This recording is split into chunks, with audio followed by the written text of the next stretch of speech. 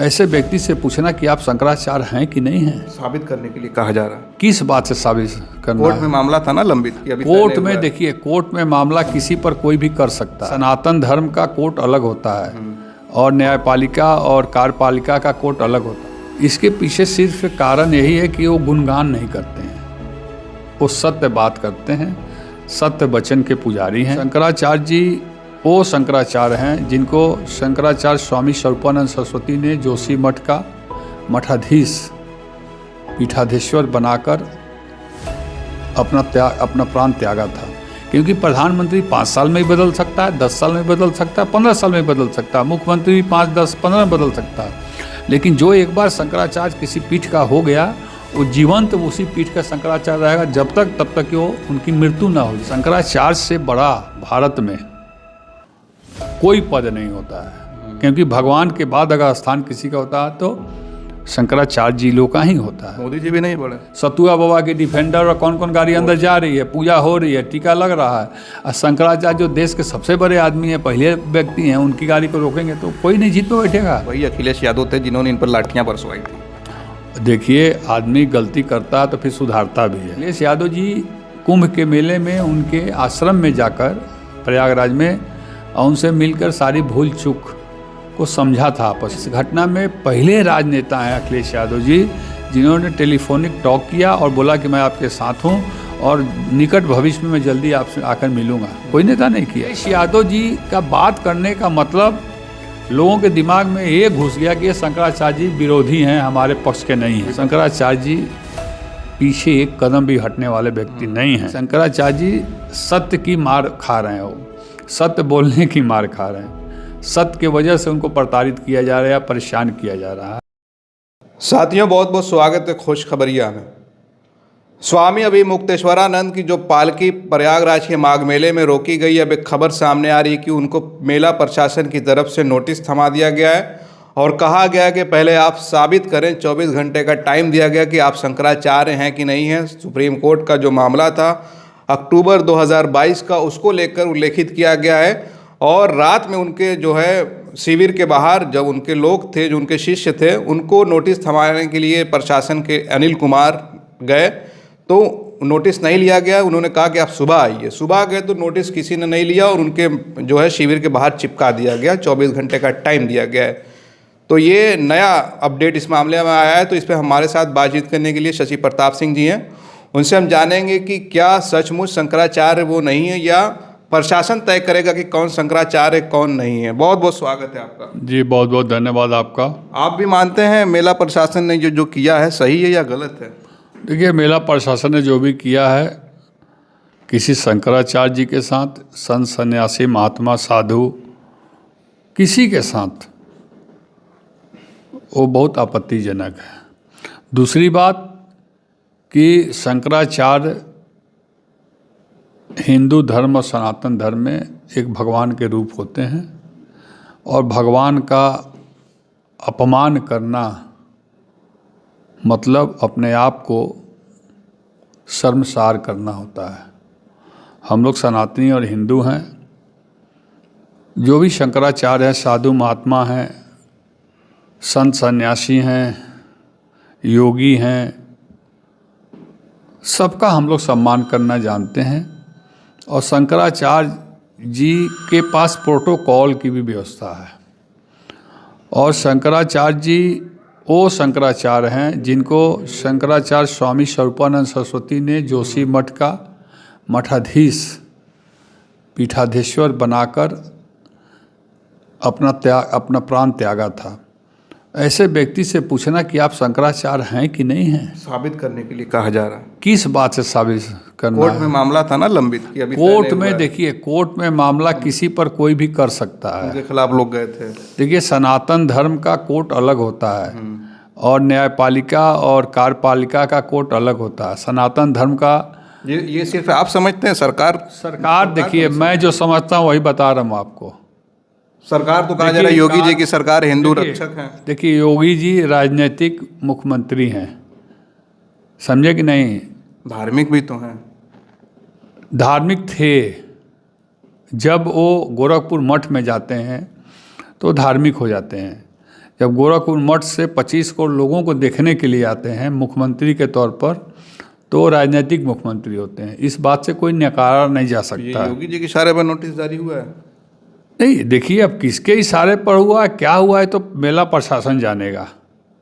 देखिए बिना देखे और सुने, और आपको मालूम है कि मैं सत्य बात करता हूँ, सत्य के सिवा कुछ नहीं करता हूँ। जो मुझे जानकारी है कि आदि शंकराचार्य जी ने 4 पीठ बनाया, चारों पीठ पर एक एक शंकराचार्य जी लोग को नियुक्त किया, और वही शंकराचार्य जी भारत के सभी हिंदू और सनातनियों को धर्म के प्रति जागरूक करना और धर्म में कैसे रहना है, कैसे आगे बढ़ाना, इसका वो काम करते हैं। और शंकराचार्य से बड़ा भारत में कोई पद नहीं होता है, क्योंकि भगवान के बाद अगर स्थान किसी का होता है तो शंकराचार्य जी लोग का ही होता है। मोदी जी भी नहीं बढ़े?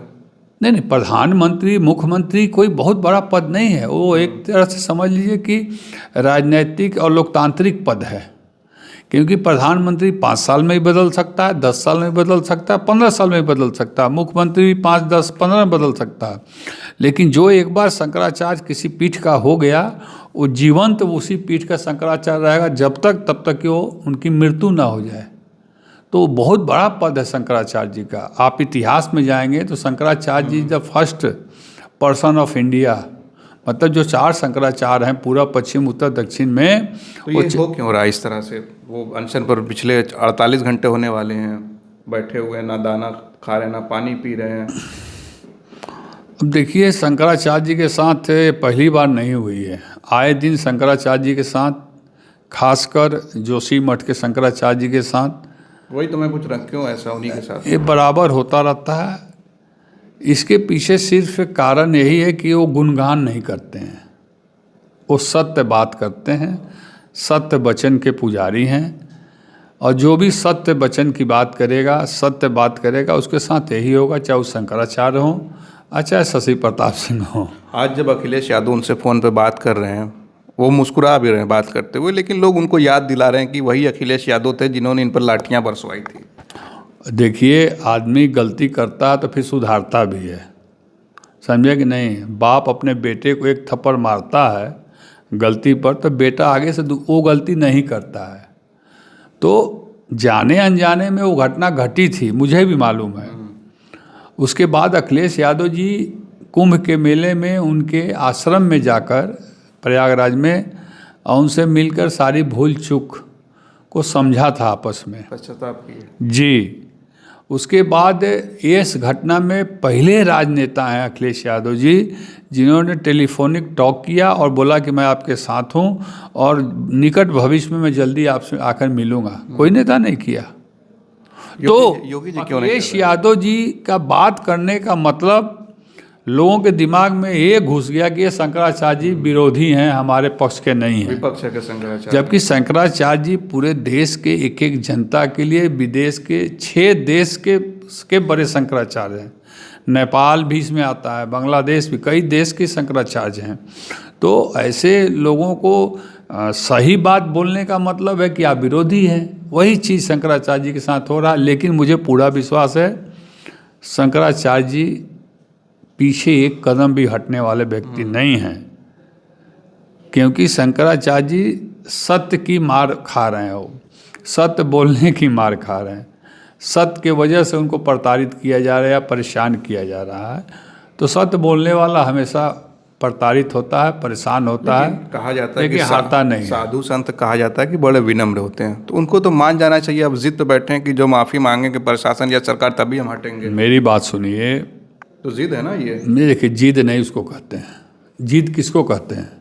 हम और तो आप दोनों लोग किसी एक रास्ते पर जा रहे हैं, आपकी जान पहचान है, आप उनके परिचित हैं, तो आपकी गाड़ी को छोड़ दिया गया और हमारे गाड़ी के लिए बैरियर लगा दिया गया, तो जिद नहीं करेंगे हम कि आप भी इंसान, हम भी इंसान, आप भी उसी लायक, हम भी उसी लायक। तो यहाँ किसकी गाड़ी जाने दी जा रही है? यहाँ प्रशासन की पूरी गाड़ी जाने दी जा रही है, मंत्रियों की गाड़ी देने घाट तक जा रही है।